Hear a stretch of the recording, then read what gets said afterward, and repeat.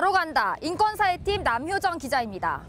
9살 어린이를 잔인하게 성폭행해 징역 12년을 선고받은 조두순이 2년 뒤면 감옥에서 나오는데요. 조두순이 출소하게 되면 정부는 법에 따라 그의 신상 정보를 등록해 관리를 해야 합니다. 그가 어디에서 사는지 또 무슨 일을 하는지 꾸준히 파악해 다시 범죄를 저지르지 않도록 계속 살펴야 한다는 얘기인데요. 그렇다면 조두순처럼 끔찍한 성범죄를 저지르고 출소한 전과자들은 지금 어떻게 관리하고 있는 걸까요? 현장으로 바로 가보겠습니다. 서울 노원구의 아파트로 갔습니다. 미성년자를 성폭행해 징역 3년을 살고 나온 40살 김모 씨의 주소지가 여기로 돼 있어서였는데요. 막상 가보니 다른 사람이 살고 있었습니다. 아니세요? 거기 아니세요. 주민들한테 수소문해봤지만 행방을 아는 사람은 없었습니다. 여기 사는지 안 사는지 잘 모르겠네요. 네, 그렇죠. 징글징글해요. 성범죄자 신상 정보를 파악하고 주기적으로 면담도 해야 하는 경찰은 알고 있을까요? 가장 최근에 이 사람이 실거주지가 신고가 안 돼서 입건 수사를 했어요. 수혜지가 파악 안 되는 걸로 지금 현재. 이번엔 서울 은평구의 다세대 주택. 성범죄로 징역 7년을 살고 나온 59살 김모 씨 주소지로 갔습니다. 김 씨가 어디 있느냐고 묻자 집주인은 오래전에 이사를 갔다고 말합니다. 그분이 이사 가신 지 혹시 몇 년 정도 됐나요? 한 2년 이상 된 것 같아요. 우리 집은 주소로 해놓고 또 이전도 안 해갔는 것 같아요.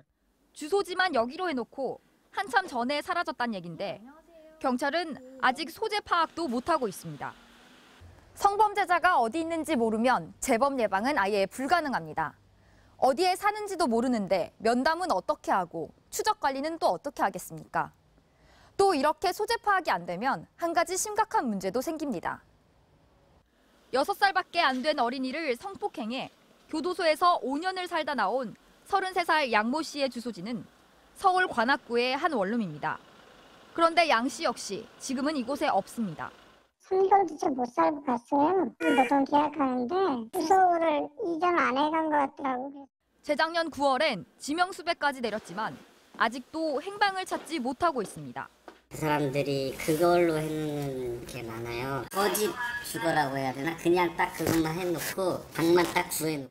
6살 어린이를 성폭행한 양 씨의 경우 여성가족부가 성범죄자 알림이 사이트를 통해 신상을 공개하는 건 물론 거주지 근처 학교나 아이 키우는 집에 우편으로 알려줘야 합니다. 그런데 지금 어디에 있는지를 모르니 그 누구한테도 조심하라는 최소한의 경고조차 해줄 수가 없는 겁니다. 그렇다면 경찰이 거주지를 파악하고 있다면 좀 안심해도 되는 걸까요?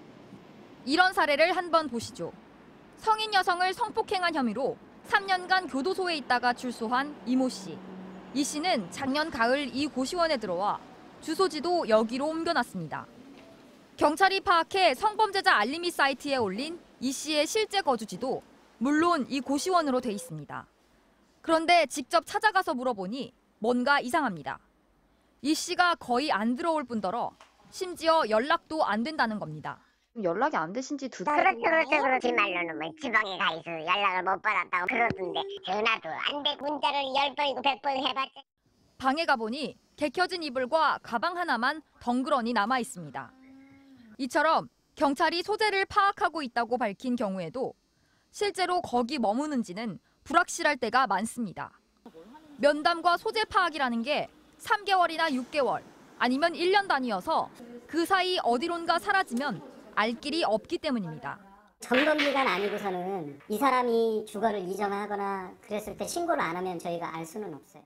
경찰이 인재근 의원실에 제출한 자료에 따르면 죄질이 매우 나빠서 신상까지 공개하도록 법원이 명령한 성범죄 전과자 4,812명 가운데 경찰이 소재조차 아예 파악 못하는 사람이 30명에 달했습니다.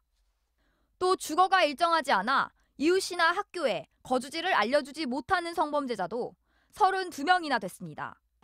앞서 살펴본 이 씨 같은 경우까지 더하면 대체 얼마나 많은 성범죄자가 감시 사각지대에 있는지 알 수가 없다는 얘기입니다. 이처럼 성범죄자 관리가 허술한 데는 업무가 분산된 까닭도 있습니다. 일례로 주소 같은 신상 정보를 파악하는 건 경찰이 하는데 이걸 관리 시스템에 등록하는 일은 법무부가 합니다. 또 이렇게 등록된 정보를 시민들에게 공개하는 건 여가부 업무입니다. 이러다 보니 책임 소재도 불분명해서 각 기관 담당자한테 물어보니 경찰은 수사하기도 바쁘다고 볼멘 소리를 하고 법무부는 예산이나 좀 늘려달라고 불평하고 있으며 여가부는 우리한텐 별로 권한이 없다고 발을 뺐습니다. 성범죄는 증가하고 있고 관리해야 할 전과자도 늘고 있는데 이런 식이라면 무슨 일이 또 벌어질지 모르겠다는 생각이 들었습니다. 정확히 1년하고 11개월만 지나면 희대의 성범죄자 조두순도 출소할 텐데 말입니다. 바로 간다 남효정입니다.